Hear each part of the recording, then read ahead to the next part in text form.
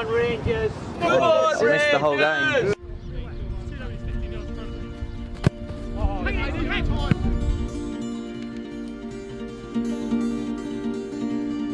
Woking, northwest Surrey, probably named after a Saxon landowner. It's a small town situated just 11 miles from Dorking as the crow flies. Woking Football Club predates Dorking Wanderers by 112 years, forming in 1887.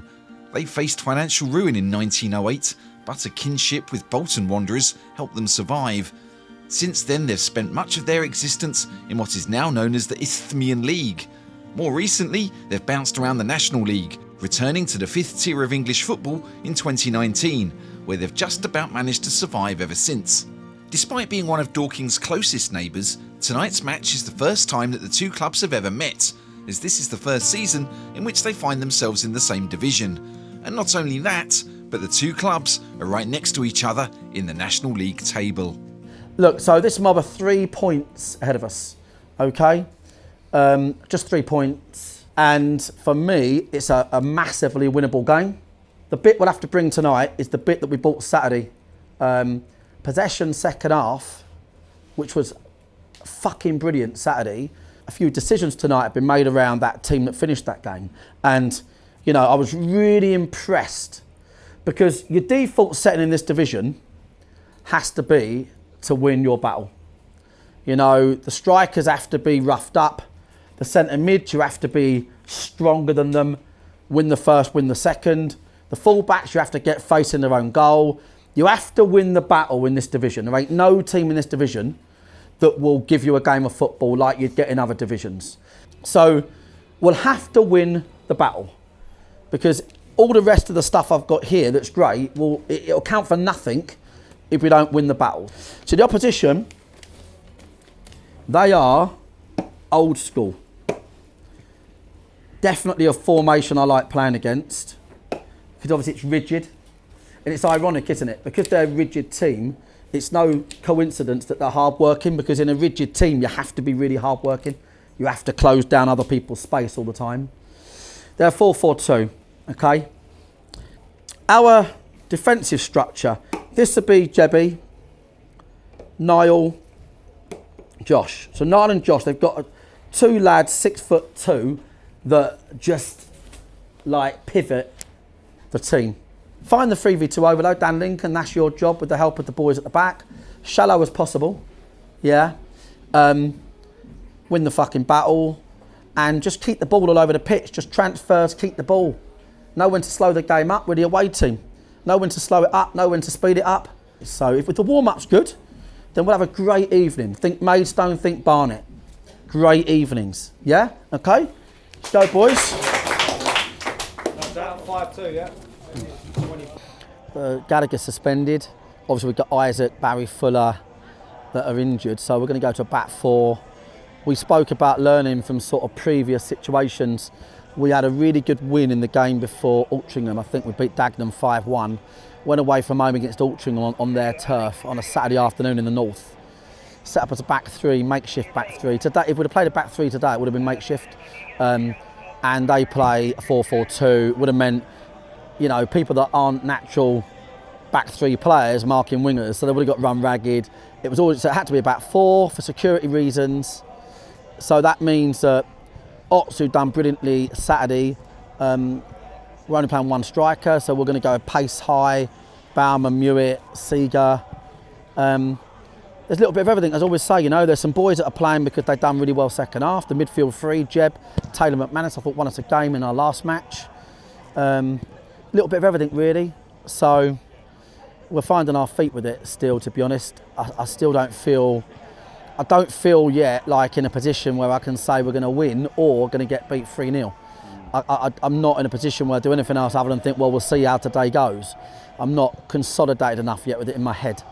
You probably haven't had too many rivals over the years because you haven't stuck around in divisions for too long, I'm guessing. Exactly, yeah, exactly that. So we've not really got any mass. And I think we have a lot of respect in that that comes our way. So I do think I've got to be fair to the football fraternity. Like, obviously there's always the odd knob, but in the main, we do get a lot of respect levied at us, and that's why we try to always act appropriately and not be the dicks. Do you know what I mean? So, but yeah, no, just looking forward to this, Rich. To be honest, mate. Just we've had some great evenings this year. We've had a couple of really good evenings. Maidstone, Mason and Barnet. I think this could make it a hat trick of wins. And as they say, don't write off the Wanderers. You know, never write us off. We know what we're doing, but the confidence in terms of knowing what's going to happen is fucking low. Not low confidence in terms of our ability, really high, but you can play teams and you turn up and think, well, on that video, he looked a 6 out of 10. You watch him in front of you and think, fuck me, he's an 8 or 9 out of 10. We've had that a lot this year. I remember a boy at Notts County, Rodriguez, you know, on the video I'm thinking, right, Moro, I'll deal with him. Fuck me, Moro wouldn't have dealt with him, we had a fucking moped on him, right? And you know, so you do sort of, you are always looking for real life. And obviously we've not watched these teams, because as you go through the leagues, you're never sort of actually watching the opposition because you're always going up. So we don't really know these teams yet. The benefit of like being in these divisions 2 or 3 years is you start to think, right, okay, I know the type of player, I know the type of teams, I know the type of formations. It gets easier, but this year's trial and error.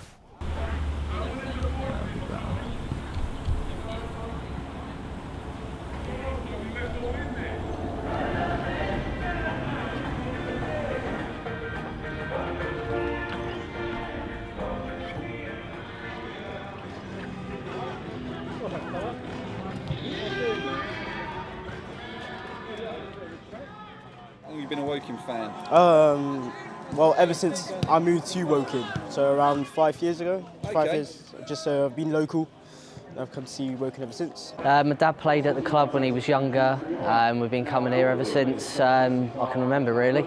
My granddad was a massive fan, yeah. He used to go to home and away matches and, travel all around the UK to watch the Cards, yeah. I think that's what I like. It's a very nice family-run club, and a lot of people around the local neighbourhood are lovely people, and that kind of drives that heart and soul of a good, passionate environment. Hopefully that comes out on the pitch tonight. So I've got all my friends from school that always come here, and just good football really this year. Speaking of which, what kind of football do they play? Attacking, very attacking football. So yeah, strong, aggressive, attacking football. So we'll see. And who do you support then? Manchester United. Okay, but is your heart in Woking now? Yeah, they've stolen my heart and they're going to keep it. It's more, I'd say it's more special. I feel the fans are more involved in the game. I think, you know, Premier League, it's very much VAR nowadays, this and that. I think it, you know, non-league involves the fans way more than, you know, higher league football. Okay, what sort of football do Woking play? Good, direct, like nice passing. So a lot of passing and they go direct? Yeah. From what I've watched recently, I'd say it's a bit counter-attacky. There's some nice setups. There's some good build-up play. What would I like to see a bit more of? Probably a little bit more possession in the final third and a bit more controlled in that area. But I'm not the manager. I'm just here to watch the game and enjoy it. Out from the back, but on the counter, very dangerous. A lot of pressing, defending well, I think. I think it'd be a tough game. Direct, fast-paced, can defend solidly. Should be gunning for them, trying to put balls in the box and score a lot of goals. Expectations, it would be nice to see them get a playoff. I think we saw last season they dipped off by December sort of period and moved down a little bit, I guess. But I think the new manager has built a very good, solid structure for them to push on a bit harder this year. So, it's looking good, looking very good. I think over the years, we've been a club that's been non-league in this league for years, and with the new manager and the new investors investing in the club, it's really pushing forward and looking to get to playoffs this year. And fingers crossed, if all goes well, we might make it to Wembley, we might get up to the Football League, which would be a dream. But just to get to the playoffs this year would be lovely. I don't know what would happen in the playoffs if we got there, but I think the realistic aim is playoffs, I think, this year, hopefully. Small clubs are going up, big teams are coming down. Yeah. So the league is... It's bottlenecking, isn't it? Yeah, 100%. Yeah, 100%. Did you fly up and down Gateshead, yeah? No. Well, you got a coach? Yes, on the Friday. Oh, okay, stayed over here. I train quite a lot of other places. So I leave early on a this is from being at Yeovil. Yeah, because you had to do it the whole time. Yeah. They've got so much better at that side of it, more professional. Yeah, that's exactly that, mate. You're having the best spell, I just said there, than for fucking years. Right, mate. Legend, mate. After. Yeah, see you after, mate. We are just down there on the left, manager's office. Okay. Come in for a beer. Yeah. Bring all the lads, bring all the staff. Cheers, Darren. Is that ours in that corner as well? Yeah, you get that and all that side. Fucking massive. Bigger than what they get. They give themselves both goals though, don't they? That's what you do these days. They think, right, to be fair, that's what we do. Yeah, too right. Same old thing, look, we're doing fucking shitloads. The other team's over there just messaging their mates. Nice guy, seems that, Darren. Yeah, he seems He said right. there's a beer in an office afterwards. Yeah. I'm a lyrical gangster. You never know, he might have gone to a back three, you never know. Fucking funny if he does. You'll be ready, mate, tonight, Chief, big time. You'll be ready, 100% you'll be on there, yeah. During the match, he will need a lot of confidence from you. At Altrincham, his head went down quick. So he'll need lots of well dones, and he'll probably have a double good game. Make sure Sammy knows that.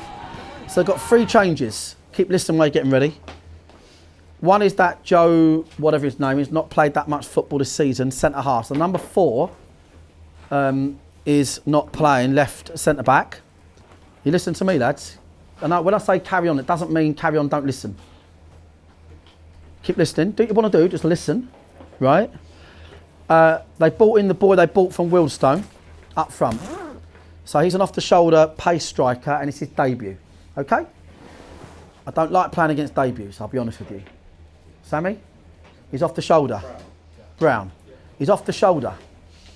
Off the shoulder. Right? Simple. Be careful. You've got to communicate like fuck. When the bell goes in these games, I know that you lot realise after 5 minutes there's only one pace to play these games. It's a mental pace of a 10 and a physical pace of an 11. There ain't no hiding place. So you've got to get ready, really ready. When you're out there in the next couple of minutes, you fucking get ready to go. This is all about aggression. You know, winning the ball back, and then when we've got the ball back, just like Saturday, second half, aggressive, win the ball or hold the ball up, and then when we've got the ball, keep the ball, play with the ball. Just remember, you don't get a second chance to start these games at this level. That is the one takeout I'll give you, okay? Come on, let's go. Let's go, run the show, Josh. Run the fucking show, come on. Is that all our fans? Yeah. Good, isn't it? So that part and all that. Boys, to keep it tidy, he's saying. Yeah, that's cool. Tom, we don't get involved, mate. We don't get involved in fuck all. No, we're quiet as fuck. After 2 minutes. Humble boys. Dorking don't often start with a 4-5-1 formation, and against Woking's rigid 4-4-2, as Marc describes it, he's hoping to reduce the goals conceded while still creating enough chances to win the game. And for that to work, his players are going to have to get to grips with their roles straight away against a team that's looking for a fast start at home.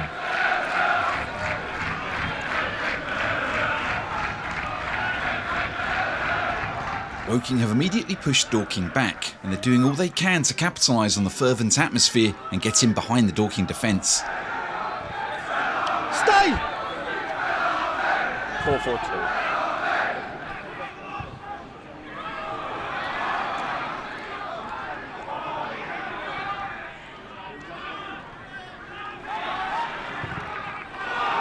Line, Sammy.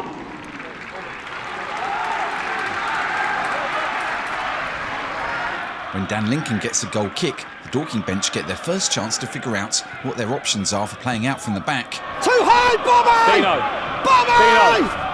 Dino! You got it. Bobby's too fucking high, man. The bloke split him. Hey, that's Nick, come on. Get on, Jimmy! Man up! Woking are stopping Dorking from getting out of their own half.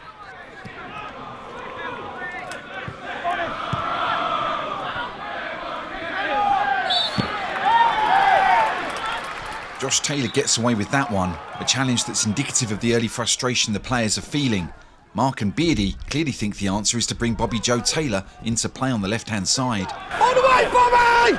Bobby! Bobby! Bobby! Bobby! Give it to Bobby!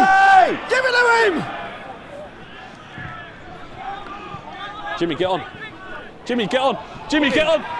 Take him on! Drive! Take him on! Go away. Bobby! Dan! You give it to Bob! While Marc works on the Bobby Joe situation, defender Joe McNerney is left to ponder the folly of blocking off the flying quaver, Jimmy Mewett, without getting to the ball. Bobby has to go deep like he was, and if the bloke just stays there, you just give it to Bobby, okay? Follow up! Have we followed up? What's Jimmy doing there? Jimmy! Jim! Follow up! Jim! Because Follow he's past in! Follow in! Because he's past him and he's in the box.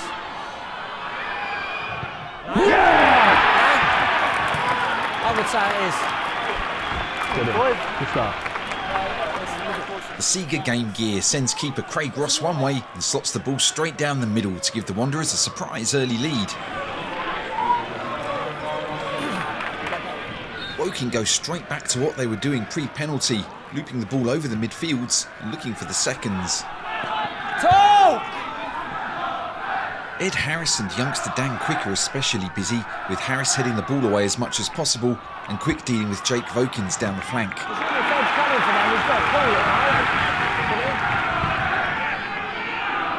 Brilliant. Ed, well done. Harris again nods the ball clear and James Daly's volley is towed away by Palace youngster Quick. Dan Lincoln's clearance gives McNerney a chance to show he isn't entirely clumsy, a chance he demonstrably spurns, not that the referee notices. Second! Run! No! Come on, mate. Hey. Fucking just rugby tackle him, false. What's he supposed to do, Lane? No, what's he supposed to do, mate? Where's he supposed to go then? Huh? What's he going to do there then, mate? The 9? The fourth official is more interested in making sure Dorking only have 2 coaches standing up than any on-field controversies. Fourth. Mate, fourth. I know that's important, but obviously... But can I just say, that... It went over the top of him, mate. It went over the top of his head. You can't do that. You can't play the man to get the ball. It went over the top of him, like a seesaw. OK, mate. Back on the pitch, the Wanderers are beginning to get a possessional foothold in the game as their midfielders get more of the ball in the Woking half.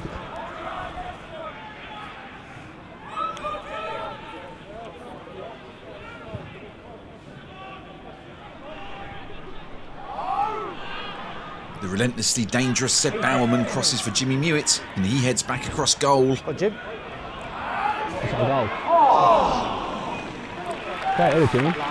Good shape as well, lads. Jimmy, good. Great tackle. A loose ball from Jeb sells Sami El Abd short and Woking push on again in search of the equaliser.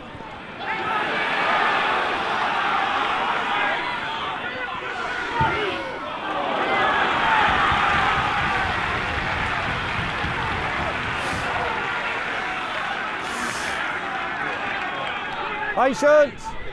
The players heed the call and they start knocking the ball around with more patience than an episode of ER.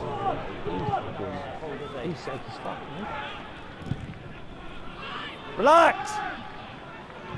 He's left-footed.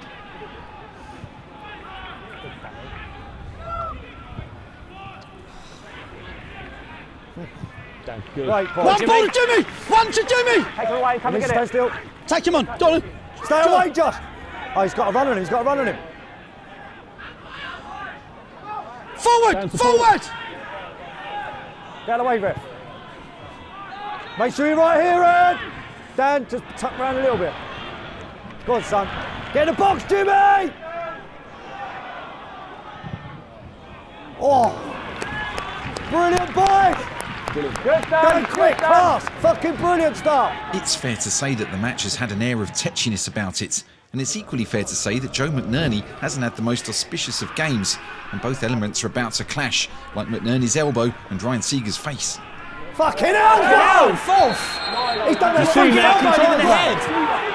Fucking elbow! Lionel, have you seen that? False! Come on, man! Lionel, have you seen that? He didn't see it. I didn't see it, so he wouldn't have seen it. You must have seen that. I'm fucking standing next to you. On the one hand, this could have been an accident, but on the other, he didn't really need to put his arm there, did he? Or maybe not. I'm not really sure. It's been a stop-and-start game, and it's about to open up. 1-on-1, off you go! Go on, skin him! Skin him! Knock it past him and rub. Good, Dan. Oh! It's all right. I like different cast! Fucking brilliant! Hewitt's effort is repelled by Scott Cuthbert, while Reece Brown takes aim at the foot of the post.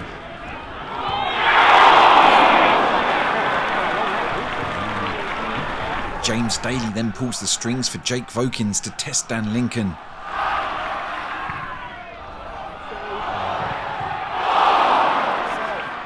Lincoln does well to parry, but unless something changes, a Woking goal feels inevitable. And Marc has noticed that Dan Quick is beginning to tire. He needs some breathers, he's blowing. He needs some breathers, okay? As an experienced ex-pro, Beardy is well placed to help Dan find the time to get his breath back. Leave it. Dan, get your shape per leg, get your breather there, He's tired, isn't he? Just got to be aware he's leaving his man there. No. Whether by accident or design, Woking are focusing on the Dorking right. He's just ball watching, Dan. Yeah. Oh, what's happened there?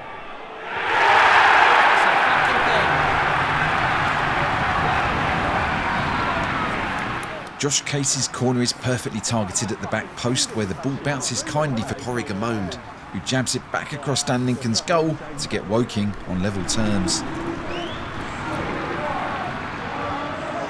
Shit time to concede. Shit time.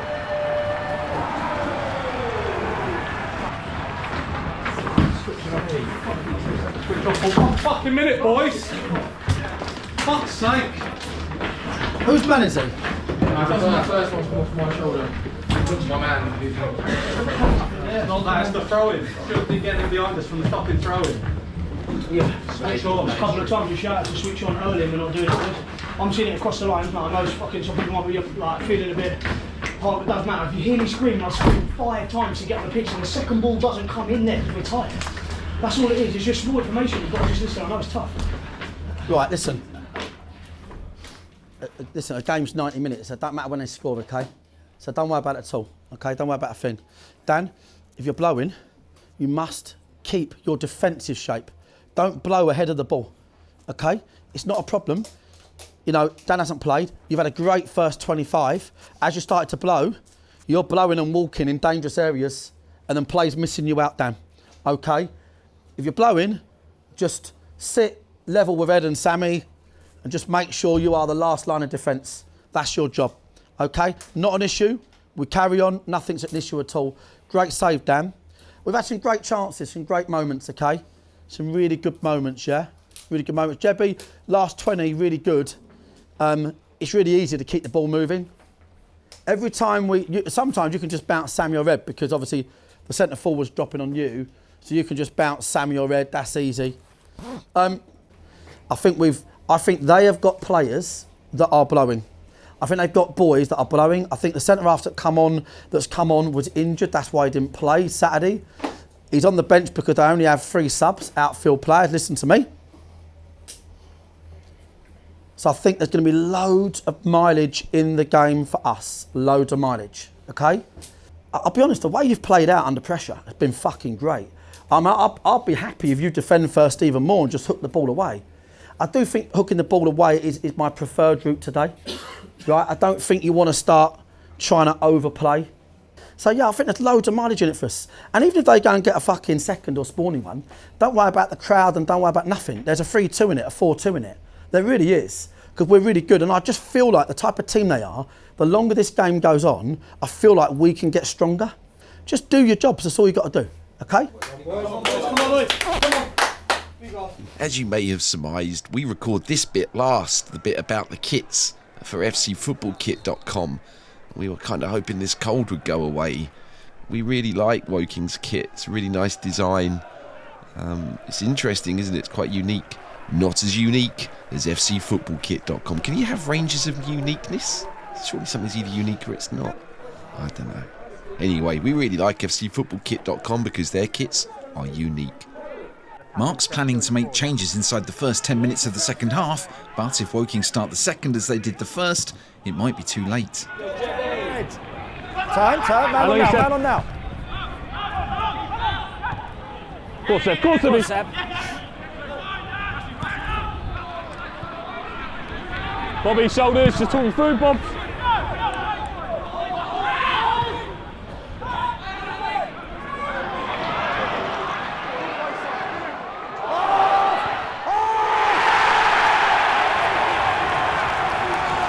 Dorking have been caught cold, and after heading towards half-time in the lead, they find themselves a goal down within 5 minutes of the restart.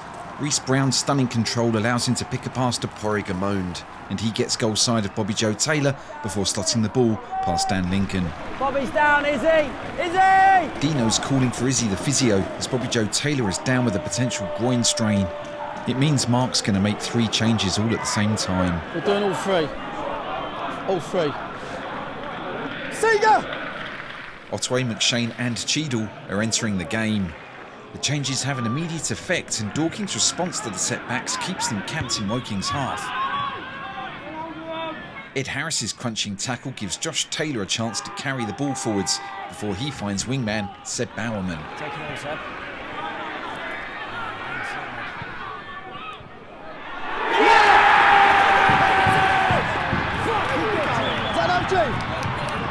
As the gaffer notes, it's an own goal, not that Beardy could see. He finally got around to getting contact lenses, but he couldn't pass the test for putting them on his eyeball, so he wasn't allowed to take them home. Own goal? I can't see fuck all, honestly. Once these lights come on, mate, I'm Stevie Wonder, I told you. The goal is Bowerman's 4th assist in 2 games as his chip meets the head of Rowan Ince. He plants the ball firmly in the corner, giving his own goalkeeper Craig Ross no chance of saving it. Get us up! Get us up! Dorking are clearly on the ascendancy, and Woking are trying to stop them from rising. No, Sets us up! Sets us up! Sets us up! We're under pressure, aren't they? What's a header? It would seem that neither side is interested in a draw, and it's Woking's turn to run at the opposition defence.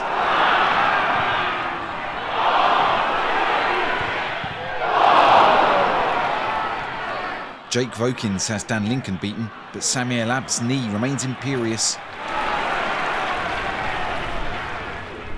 A shockingly simple long ball layoff and shot is brilliantly executed as Reece Brown gives Dan Lincoln something to worry about.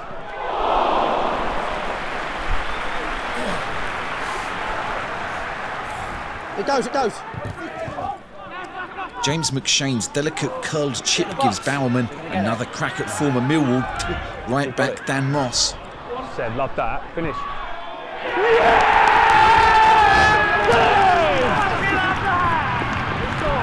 Magician! Bowerman's on a fucking different planet! That Bowerman, mate! That Bowerman's a fucking boy! Fucking magician! Bowerman has the fullback on toast with a side order of beans Mexicaine before towing the ball to McShane, whose finish is almost as delicate as the lob that got the move going. Pace like me, he has. Right, Beardy. Yes, mate. We now need to get, we're going to go long every time. Yeah, yeah. They need to get higher and set up. Get set, and Jebby is the overload now. 3-2 up away from home, and with less than 15 minutes to go, Marc needs his players to make the right decisions and play the right passes. Forward only, forward only, forward now! Forward! Come on, Jebby, let's fucking shit! Jebby, left foot into Harry!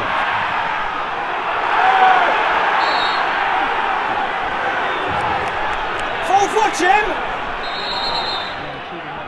We don't know what happened here, but it seems Jordan Cheadle has got himself into a WCW-style clash while Sammy and Reece Brown are appearing on the undercard. We did ask Jordan what had happened, but he just smiled and turned away. The home fans are baying for his blood, or a red card at least.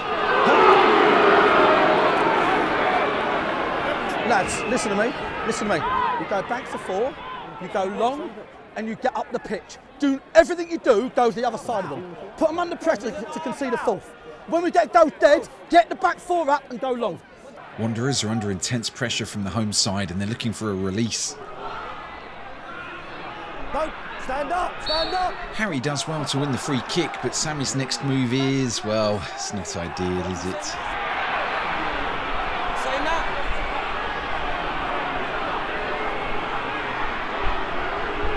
Hey Sammy, do you think you'll be okay? Sammy! Stop all that bollocks! Stop the fucking bollocks! Play the fucking game, man! Dorking have the ball up where they need it to be, but as we've seen many times this season, Wanderers are most vulnerable when they're in their opponent's half. Cheadle, get in! Cheadle, straight lines! Sammy, open your body! Sammy, you got two, Jordan!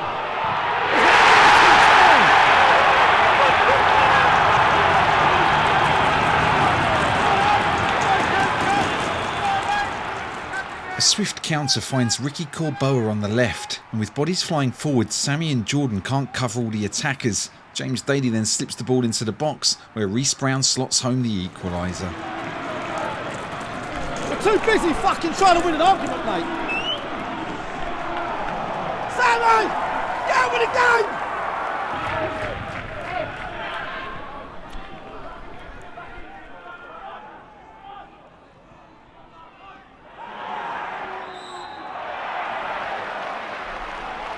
Who's that, Niall? No, Beardy, that's Niall there. The one on the floor, that's Ed Harris. They don't really look alike. Beardy did once mistake our microphone for a small dog. We're not even joking, he tried to pet it. You're 3-2 up, and they're fucking they're giving away fouls here, trying to con the ref. Sunday morning, mate. Sunday, and they're not switched on. Go on, Ed! Go on, Jim. Run him, Jim. Stand him up. Go on, Jim.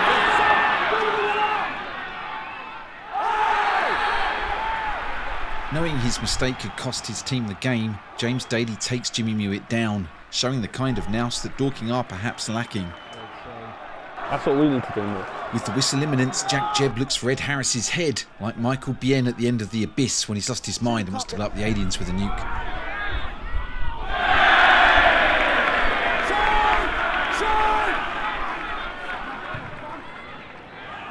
Get against, step against, Sammy! That's it now.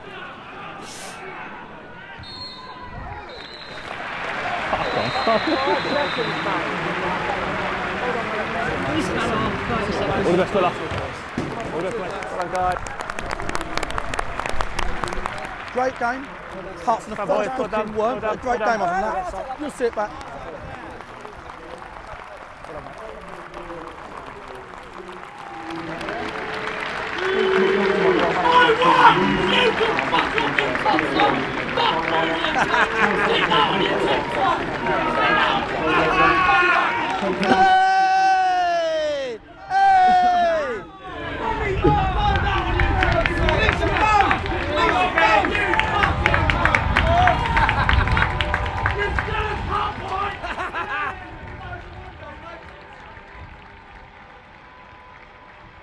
Bowman, that's a bit of absolute fucking unbelievable skill to do what you've done there on the move. Well done. Good finish, Macca. Listen, the positive is a point. Right, away from home against Woking, good side. First half, when you watch it back, for the first 25 minutes, we massively restricted their chances. Second half, here was the issue, second half, was that all of their, I've got to be fair, they had a couple of phases of play. They had a couple of good phases, right? But so much of what they done came from us. That's my biggest issue. You've got to know as a team if you're playing short and playing football, or if you're going to put the ball around the corner because you're under pressure. You've got to do one or the other. And what we done, we started doing things in between. That's what we started doing. I thought the game was actually quite even, but I thought the difference was our level of understanding. And you've got to be 90-minute players. See, I don't know why you're going on and fighting with the bloke. We're 3-2 up. You two distracted our own team. I don't get that. At 3-2, the only thing that should be happening is that you should be going, right, they're rattled, no problem. Get our banks, damn, we're going longer now. When we get it, no, let's get up high. Why are we trying to win an argument with them at 3-2 up? I've got to be honest with you, because we are a good side, but we're not a good side at the moment. Jebby, stay with me. We're not a good side at the moment for 90 minutes, and that's the problem. That's the problem. You've got to be good for 90 minutes or 45 minutes. You've got to be good. You've got to be disciplined. You've got to talk to your teammates. You've got to be great for 90 minutes. And today we weren't. What we didn't do was there was zero dark arts at 3-2. Like none, right? There was none. But I thought the back was excellent, to be fair. So we'll take the point. Yeah, we'll take the point. It's not a bad result at Woking. Not many teams get a point here, okay? But I'll tell you what, the first after that initial 5, the next 20, 25 was good. It was a very good footballing display, and we've done what we said we were going to do. We used the 3v2, then we bounced it, then we come back across. We've done exactly what we said, played some great football. All right, good. Well done, we've got a point. I'm just disappointed with the manner of that point, okay? Well done. Away from home now, point's all right. Well done. Right, management. A little bit surprised. Did think it would be a lot more long ball, but Dorking play really good football, which I think is a really good thing for me. I didn't want to go to a team that just lump the ball. We do try and play football, which is good for me and good for my experience here. Yeah, there is a bit more playing against men. They weigh a bit more, lean into you, a bit more physical, a bit more elbows. But that's what I come here to learn, all the little tips and tricks that will get you through a game. So, yeah, like when you get given a position to win a game, you know what I mean. You know you have to take these things, but some boys that should know better, you know, for me, fucked it for us at 3-2. You know what I mean? Like, they spend more time getting the structure of the team right, understanding what we do. But it's the reason, mate, it's the reason, like, when you're in the SAS or you watch these programmes, they stick a hood on them. They turn them around 40 times. That's after a 6-mile run. And then they sit there and talk to them. They see whether they can think under pressure. And it's the same in a football game. People make different decisions when they're fatigued than they do when they're not. And we were more inclined to, at 3-2, we spent 5-6 minutes arguing with their centre forward, the linesman and the ref. Yeah, it was a tough game. I think, like we said, we'd take a point away from home. They brought lots of fans, so did we, to be fair. But really open game. Both teams had loads of chances. Both keepers kept safe goals. I think just when we was up, we maybe needed to know that we needed to sit in a bit more and organise and catch our breath. Like, I probably should have done a little bit more when we was leading the game. Just slow it down a little bit and don't let them gather any momentum, which is how they got their goals. They gathered a bit of momentum and it gave them a little bit extra, and then they scored. So we needed to kill that a little bit. 500 away fans. That's the most away fans we've ever taken to a game in our life. You know, you come out of there with a result. The old Achilles heel was, you know, team score from our possession. A throw in the last third ends up in the back of our own net. We've had games recently where we've had 2 of our own corners ended up in goals for the opposition. Where's the structure? Who's organising that? That's our big Achilles heel. Yeah, I think they turned the ball around really quickly. I think, like Marc said, we had a 25-minute spell in the first half where we looked so far on top, and then like they get a bit of momentum and we lost that a little bit. I think it's just like the dark arts a little bit, slowing the game down when we're on top. We had the ball, we was 1-0 up, slow the game down. When they turn over the ball, win the headers, win the seconds, and I think it goes a bit more in our favour. If your objectives are to stay in the division, you might think, right, he'll keep us in the division, this player, but if we want to be in the playoffs next year, he won't. So you'll happily play some players that are 5 or 6, not a 7 or 8, because they're good enough for your objectives. And that's where we are, really. I could think of 3-4 positions now that would make a massive difference to our team. So we wouldn't be a mile off. I could put 3 or 4 players in our team and we would be, I honestly think, a top 10 team comfortably already. Just 3 or 4 boys that are like a Bowerman, like a Josh Taylor, that level. That's all we need. So I'm not really stressed about it. At the moment, we're getting by on like our know-how of how to not lose games, how to set up games. It's good stuff as we're fucking exciting, isn't it? It is good. It is good, do you know what I mean? Thanks for watching Bunch of Amateurs on YouTube. There's a much longer version on Patreon if you're interested. This week's comment of the week comes from James Mackay, who says, "Great episode this. Where does John the Bible's nickname come from?" I don't know, James. but I'm going to find out. Oh, also, we need you to hit the like button as much as possible because that helps us get more viewers. And the more viewers we get, the more we can make this show.